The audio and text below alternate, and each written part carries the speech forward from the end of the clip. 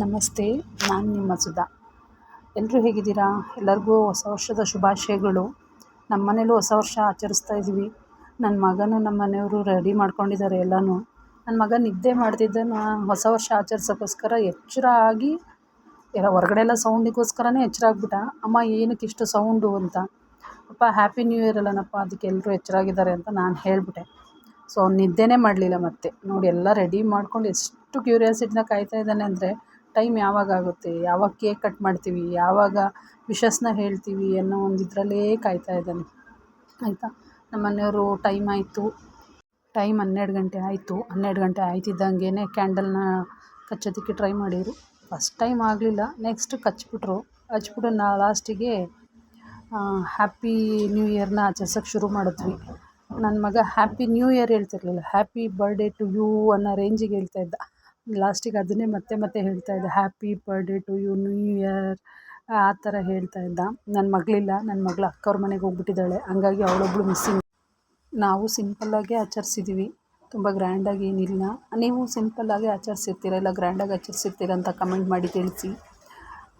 Next cake cut ಮಾಡಿ ತಿಂತಾ ಇದ್ದಾರೆ. ನನಗೂ ತಿನ್ಸೋಕೆ ಇದು ಮಾಡ್ತಾರೆ, ಬಟ್ ನಾನು ಸೈಡಲ್ಲಿರೋದ್ರಿಂದ ನನಗೆ ಅಷ್ಟು ಅವ್ರ ಹತ್ರ ಹೋಗೋಕ್ಕಾಗಲಿಲ್ಲ. ನಮ್ಮೂರಲ್ಲೂ ಪ್ರತಿಯೊಬ್ಬರು ಮನೇಲೂ ಇದೇ ಥರ ಅವ್ರವ್ರದ್ದೇ ಫ್ಯಾಮಿಲಿ, ಅವ್ರವರೇ ಇದು ಸೇರಿಕೊಂಡು ಎಲ್ಲ ಫ್ರೆಂಡ್ಸ್ ಎಲ್ಲ ಇದು ಮಾಡ್ತಾರೆ.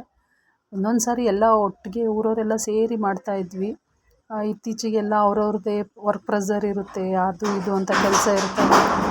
ಹೌದು, ಆ ವರ್ಕ್ ಪ್ರೆಷರಿಂದ ಎಲ್ರೂ ಅವ್ರವ್ರದ್ದೇ ಫ್ಯಾಮಿಲಿ, ಸಾಕು ನಾವಿಷ್ಟೇ ಮಾಡೋಣ, ನೈಟೆಲ್ಲ ಎಚ್ಚರಾಗಿರ್ಬಾರ್ದು, ಆ ಥರ ಒಂದು ಮೈಂಡ್ ಸೆಟ್ ಮಾಡ್ಕೊಬಿಟ್ಟಿರ್ತೀವಿ. ನೋಡಿ, ನನ್ನ ಮಗ ಇದ್ದಾನಲ್ಲ, ಫುಲ್ಲು ಕ್ರೀಮೆಲ್ಲ ತಿಂದ್ಕೊಂಡು ಅವ್ರ ಅಪ್ಪಂಗೆ ಮುಖಕ್ಕೆ ಹಚ್ಚಿ ಆಚರಿಸ್ಬೇಕಷ್ಟೇ ಅವನು. ಆ ಥರ ಇದು ಹಿಂಸೆ ಕೊಡ್ತಾ ಇದ್ದಾನೆ ಅವ್ರಿಗೆ. ನನಗೂ ಕೇಕ್ ತಿನ್ಸೋಕ್ಕೆ ಬಂದ, ತಿಂದ್ವಿ, ಚೆನ್ನಾಗಿ ಎಂಜಾಯ್ ಮಾಡಿದ್ವಿ ಇಷ್ಟೇ ಜನ ಆದ್ರೂ.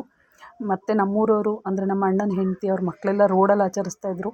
ಬಟ್ ನಾವು ರೋಡಿಗೆ ಹೋಗಲಿಲ್ಲ, ಏಕೆಂದರೆ ಮಗುಂಗೆ ಸ್ವಲ್ಪ ಆರಾಮಿರಲಿಲ್ಲ, ಜ್ವರ ಇತ್ತು, ಕೆಮ್ಮು. ಆದ್ರೂ ರೋಡ್ ಹತ್ರ ಹೋಗಲಿಲ್ಲ, ನಾವು ಮನೆ ಬಾಗಿಲಲ್ಲೇ ಆಚರಿಸಿದ್ವಿ. ಮಗಳು ಇರಲಿಲ್ಲ, ಬೇಜಾರಿತ್ತು, ಆದ್ರೂ ಆಚರಿಸ್ಲೇಬೇಕಲ್ಲ ಮಗುಂಗೋಸ್ಕರ. ಅವನಿಗೆ ನ್ಯೂ ಇಯರ್ ಅಂದರೆ ಏನು ಅಂತ ಅಷ್ಟು ಬಗ್ಗೆ ಗೊತ್ತಿಲ್ಲ, ನ್ಯೂ ಇಯರ್ ಅಂದರೆ ಯಾವ ಥರ ಏನು ಎತ್ತ ಅಂತ.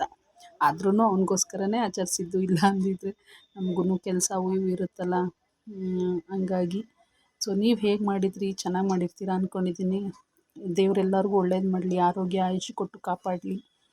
ಎಲ್ರಿಗೂ happy new year once again. ನೋಡಿ, ನಮ್ಮ ಅಣ್ಣ ಅವರ ಹೆಂಡತಿ ಮತ್ತು ಮಕ್ಕಳು ಅವರೆಲ್ಲ ರೋಡಲ್ಲಿ ಆಚರಿಸ್ತಿದ್ದಾರೆ. ನನ್ನ ಮಗ ಆ ಕಡೆ ಹೋಗಬೇಕು ಅಂತ ಆಸೆ, ಬಟ್ ನಾನು ಕಳಿಸ್ಲಿಲ್ಲ. ಹೋಗಲಿ, ಎಲ್ಲರೂ ಚೆನ್ನಾಗಿ ಆಚರಿಸಿ ಎಂಜಾಯ್ ಮಾಡಿ. ನಾವು ಕೂಡ ಎಂಜಾಯ್ ಮಾಡಿದ್ವಿ, ತುಂಬಾ ಖುಷಿಯಾಗಿತ್ತು ನೈಟು. ಇನ್ನು ಮತ್ತೆ ಬೆಳಗ್ಗೆ ಕೆಲ್ಸಕ್ಕೆ ಹೊರಡ್ಬೇಕಲ್ವ, ಹಾಗಾಗಿ ಎಲ್ಲರೂ ಬೇಗ ಮುಗಿಸಿ ಕೇಕೆಲ್ಲ ತಿಂದು ಮಲ್ಕೊಬಿಟ್ವಿ. So happy new year.